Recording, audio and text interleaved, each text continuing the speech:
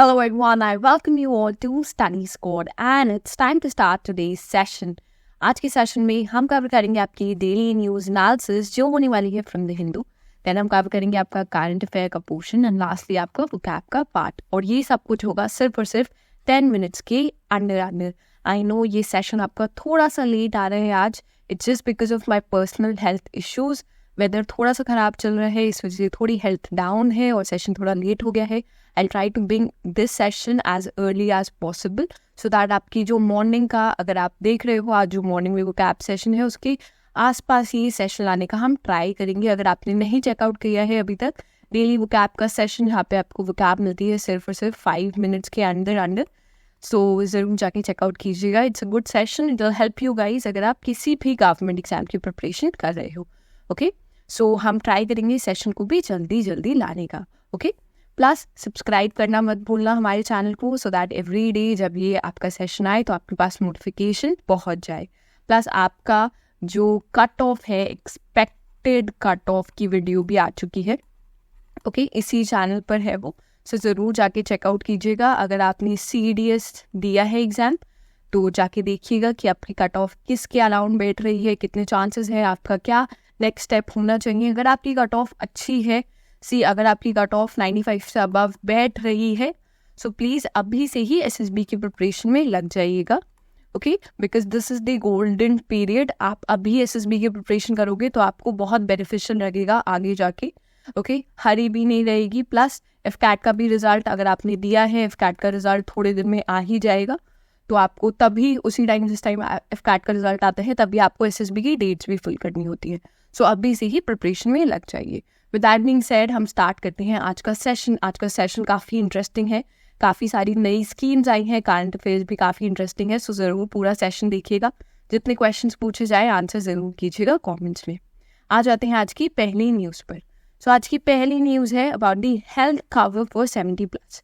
अब देखो, कैबिनेट ने आपका रिसेंटली अप्रूव किया है health cover for all aged 70 and above. So जो आपकी 70 ईयर्स एंड अबव सिटीजन्स है उनके लिए अब आपकी कैबिनेट ने अप्रूव किया है हेल्थ कवर. तो हेल्थ इंश्योरेंस उन्हें मिलेगा अंडर दिस. और ये जो आपकी स्कीम है ये आती है आपकी आयुष्मान भारत प्रधानमंत्री जन आरोग्य योजना के अंडर. ओके, सो अब जो आपकी PMJ स्कीम है उसके अंडर ही आती है. फर्स्टली तो आपके लिए ये स्कीम भी बहुत इंपॉर्टेंट हो जाती है.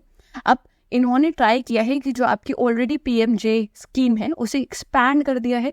तो जो आपकी एज थी पहले 70 से पहले तक नहीं थी, अब इन्होंने कवर सिटीजन्स का इंक्रीज कर दिया है, एज के साथ इंक्रीज कर चुके हैं. It has decided to cover citizens aged above 70 years is a significant step in India's public health care landscape में. बहुत इंपॉर्टेंट स्टेप है अगर आप देखोगे, क्योंकि आप हेल्थ कवर बढ़ा रहे हो 70+ इंडिविजुअल्स के साथ. प्लस इन्होंने by removing the income level restrictions the scheme aims to offer much needed health coverage to senior citizens. देखो, सबसे ज़्यादा नीड आपके सीनियर सिटीजन्स को होती है इस हेल्थ कवर की, जो सबसे ज़्यादा अवेल भी करते हैं इसे अगर आप देखोगे. सो ये स्कीम एम करती है जो उन्हें नीड है हेल्थ कवर की वो कवर करेगी.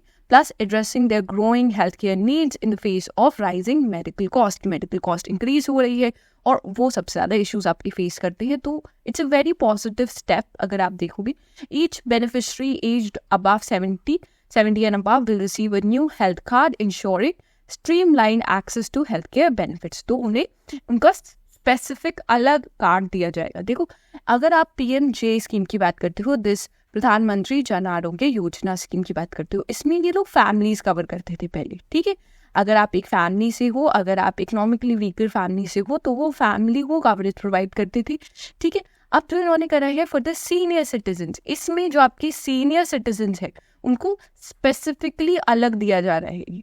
जो इनका कार्ड है that is specific and that is separated from the family.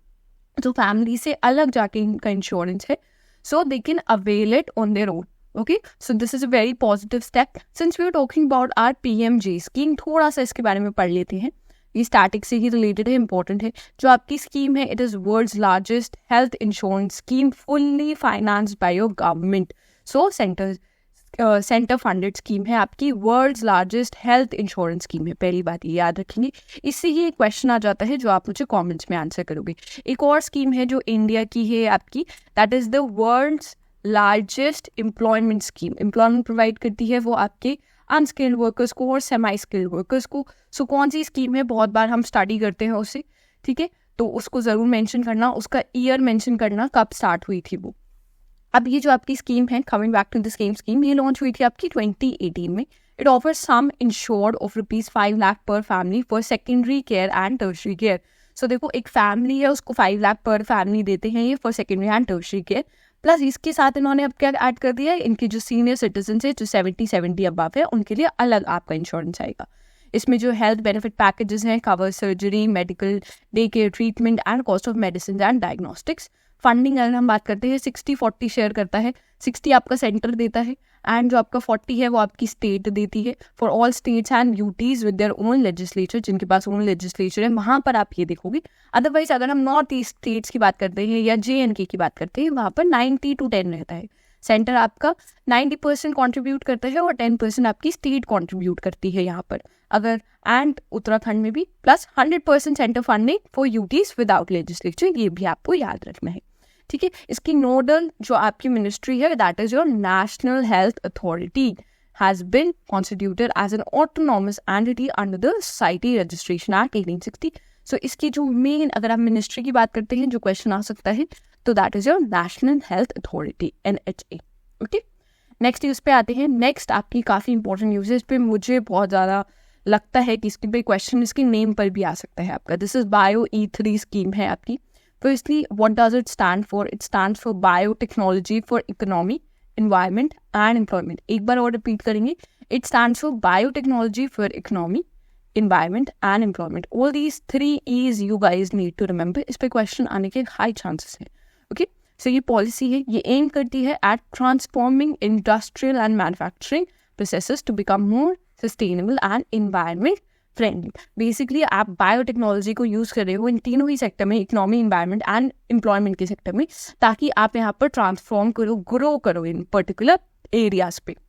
जो बायोटेक्नोलॉजी है ये फील्ड ऑफ साइंस है that involves using living organisms, biological systems और other components to develop products and technologies to improve various aspects of life, okay. ये living organism को use कर रहे हैं, आप बायोलॉजिकल सिस्टम्स को यूज़ कर रहे हो ताकि आपका जो एस्पेक्ट्स है वो इंक्रीज हो, लाइक इकोनॉमी में आपको ग्रोथ मिले, एनवायरनमेंट आपका ज़्यादा अच्छा हो, एम्प्लॉयमेंट की ज़्यादा अपॉर्चुनिटीज़ आए।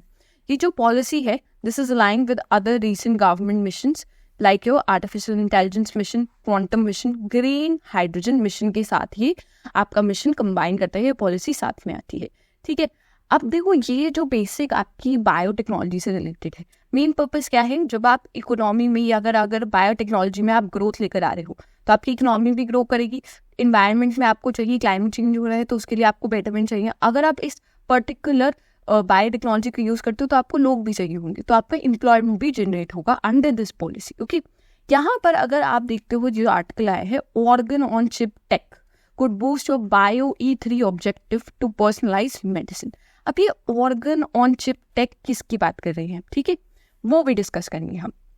अब this is your organ on chips, ये रेफर करता है एक micro engineering biometric system that reflects the structural and functional characteristics of a human tissue. क्या करता है ये, जो आपका ह्यूमन टिश्यू है उसको एक चिप के फॉर्मेट में कर रहा है, ठीक है। एक माइक्रो इंजीनियर्ड बायोमेट्रिक सिस्टम है, छोटा सिस्टम है, बट ये आपके जो टिश्यूज हैं उन्हें बेसिकली उनकी स्ट्रक्चर को, उनके कैरेक्टर को रिप्रेजेंट करता है, रिफ्लेक्ट करता है। जब हम कोई नई मेडिसिन बनाते हैं, राइट, हम एक नई मेडिसिन बनाएंगे, अब हमें उसके टेस्ट करने हैं। अब टेस्ट में आप बहुत बार देखते हो एनिमल्स पे टेस्ट होते हैं, जिसमें हम देखते हैं यूजुअली आपके लैब्स में रैट्स होते हैं जिन पे टेस्टिंग होती है। अब बहुत ज़्यादा क्लिनिकल टेस्टिंग होती है, उसके बाद में ही उनके ह्यूमन ट्रायल्स आपके स्टार्ट होते हैं। अब ह्यूमन ट्रायल्स बहुत रिस्की हैं अगर हम जाते हैं, सो इसी को ह्यूमन ट्रायल्स में जो आपके एरर आ सकते हैं उससे पहले अगर आप ऑर्गन ऑन अ चिप्स इन्हें यूज़ करोगे जो आपकी comparatively same structure and function reflect करेंगे एज ह्यूमन टिश्यू, देन हम उसमें चेंजेस देखेंगे। सो वहाँ पर जो भी आप देख सकते हो कुछ अगर कमियाँ हैं तो आप वो इम्प्रूव करती है, then you could move on to human clinical trials. तो यहाँ पर आपको बेटरमेंट देखने को मिलेगा। They are also known as your tissue chips. It's a small device containing human cells that are used to mimic environment in human organs, including blood flow, breathing, movement, synthetic environments in other test new drugs. अगर आपको नए drugs test करने हैं तो आपको human वाला environment provide करेंगे। अब यूज़ कहाँ होते हैं? प्रिसिजन मेडिसिन में, ड्रग डेवलपमेंट में, स्क्रीनिंग में यूज़ करेंगे। दे रेप्लिकेट की aspects of human physiology, providing insights into the studied organ functions and disease pathology. अगर कोई डिसीज है तो वो कैसे ग्रो कर रही है आप देख पाओगे उन चिप्स में। Moreover drug discovery for personalise medicine में भी आपकी हेल्प आएंगी। देयर आर सर्टन डिजीजेस जो बहुत कम है, बहुत रेयर है, सो उस डायरेक्ट पर्सन को उसकी आपने ऐसी एक ऑर्गन ऑन अ चिप बना लिया, उनको वो ड्रग्स पहले दिए, देखा कि क्या उससे चेंजेस आते हैं, then you can give to that particular patient. Okay, so this is how this organ on chip will help. It's a very interesting topic, so ज़रूर देखना, PDF में आपको ये सब कुछ मिल जाएगी इसकी इन्फॉर्मेशन। नेक्स्ट आते हैं हम मिशन मौसम से रिलेटेड आपकी न्यूज़ आई है। ठीक है, मिशन मौसम, अब मौसम से बात करें तो वेदर से रिलेटेड है। अब यहाँ पर जो आपका मिशन मौसम है, this focuses on strengthening your R&D in weather surveillance, forecasting and atmospheric sciences पे फोकस करता है। R&D वेदर सर्विलेंस की बात कर रहे हैं, मौसम की बात कर रहे हैं। अगर आपका वेदर फोरकास्ट अच्छा होगा तो कहाँ कहाँ यूज़ कर सकते हो? पहली बात तो आप वेदर फोरकास्टिंग आपके लिए इंपॉर्टेंट हो जाएगी। डिफेंस में आप यूज़ कर सकते हो, देख पाओगे कि कहाँ कहाँ तक वेदर के चेंजेस आ रहे हैं, वो भी बहुत इंपॉर्टेंट हो जाएगा आपके लिए। ठीक है, तो ये सब चीज़ें आपके लिए इंपॉर्टेंट हो जाती है, तो ये मिशन आपके लिए इसी इन सब चीज़ों को जानने के लिए इंपॉर्टेंट है। ठीक है, मिनिस्ट्री ऑफ अर्थ साइंसेस के अंदर आता है, will be the nodal body. Nodal body है आपकी ministry of earth sciences. Aim है to set a new benchmark for high precision weather forecasting and management. ज़्यादा बेटर आप वेदर फोरकास्ट कर पाओगे। इसमें आपके 3 इंस्टीट्यूशन हैं that lead the implementation of this mission Mausam. पहला आता है आपका IMD, which is your Indian meteorological department, then Indian institute of tropical meteorology, and lastly और national centre for medium range weather forecasting. तो ये तीनों भी आपको याद रखनी है यहाँ पर। ठीक है, नेक्स्ट आते हैं, देखो यहाँ पर कमिंग बैक, यहाँ पर जो स्कीम है आपकी ये 2 years के लिए आई है। ठीक है, 2 years के लिए आपके जो कैबिनेट है उन्होंने अप्रूव करी है ये पर्टिकुलर आपका मिशन। ओके, नेक्स्ट आएंगे हम, अब आ जाते हैं CA पोर्शन पे। Who were named as the flag bearers for your Para Olympics closing ceremony? India ने बहुत अच्छा परफॉर्म करा है आपका पैरा ओलंपिक्स में, para athletes did wonders, so this question is very important. यहाँ पर नेम पूछा गया है फ्लैग बेयरर्स का for the closing ceremony. Closing ceremony की बात करें पैरा ओलंपिक्स ही, आप मुझे बताओगे जो नॉर्मल ओलंपिक्स थे हमारे, वहाँ पर क्लोजिंग सेरेमनी में कौन से एथलीट्स थे? 2 एथलीट्स थे, उन लोगों ने हमारे लिए मेडल्स भी विन किए थे।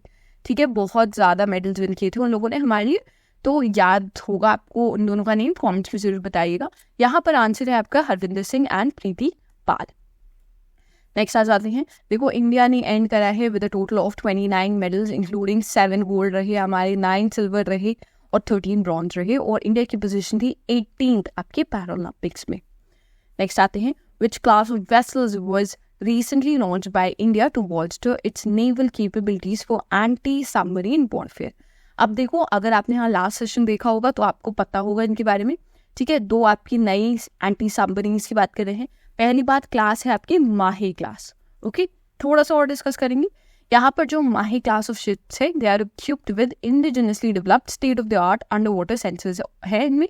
ठीक है, अब यहाँ पर आपकी जो शिप है वो है मालपी एंड मुल्की, जिसको हमने डिस्कस किया था। कोची शिपयार्ड लिमिटेड ने इन्हें बनाया है, मैन्युफैक्चर किया है। कौन सी वेसल्स आती हैं आपकी माही क्लास में और अंडर दिस, ये सारी आपके इंपॉर्टेंट है। अगर आप SSB के लिए जा रहे हो बहुत इंपॉर्टेंट हो जाती हैं। पहले तो माही थी आपकी फर्स्ट वेसल जो आई थी, देन आपकी मालवान आई थी सेकेंड वेसल, देन मैंगलोर आई थी आपकी third vessel, then Malpe fourth vessel, and Mulki आपकी 5th वेसल है जो रिसेंटली आई है। 4th and 5th रिसेंटली ही आई है, रिसेंटली लॉन्च की गई है। नेक्स्ट आते हैं, which country one the 4th intercontinental cup football championship की बात हो रही है। देखो, जो आपका 4th हुआ है इस बार इंडिया में ही हुआ है, इंडिया ने होस्ट किया है। एंड सेकेंडली 3 ही कंट्रीज थी जिन्होंने पार्टिसिपेट किया था। अब इस तीनों में से एक तो आपकी इंडिया ही हो गई, बट इंडिया ने विन नहीं किया है। इंडिया ने लास्ट ईयर जो आपका 2023 का था, that time India won the cup, this time Syria won this particular cup. Okay, so there was India, Syria and Mauritius that participated. यहाँ पर आप देख सकते हो India, Syria and Mauritius were the 3 participants. आपका टूर्नामेंट हुआ था हैदराबाद तेलंगाना में। नेक्स्ट आते हैं, which country became the 101st member of the international solar alliance ISA। अभी जो आपका अलायंस है वो इंडिया एंड फ्रांस ने फॉर्म करा था आपका। ठीक है, सोलर अलायंस है आपका, अब कौन सी कंट्री है? नेपाल है जो बनता है इसका 101st मेंबर। आप मुझे बताओगे 100th मेंबर कौन सी कंट्री बनी थी? ओके, थोड़ा सा और देखेंगे। जो आपका IAC है, it's a collaborative initiative between India and France aimed at uniting efforts to combat climate change by implementing solar energy solutions. देखो हम जा रहे हैं रिन्यूएबल एनर्जी की side, so solar energy becomes important for us, and वही India and France से साथ में कोलैबोरेट करके ये आपका इनिशिएटिव स्टार्ट किया था। It was conceptualised on the side lines of COP21 जो पेरिस में हुई थी 2015 के टाइम पर। हेडक्वार्टर्स है इसका गुरुग्राम, इंडिया में।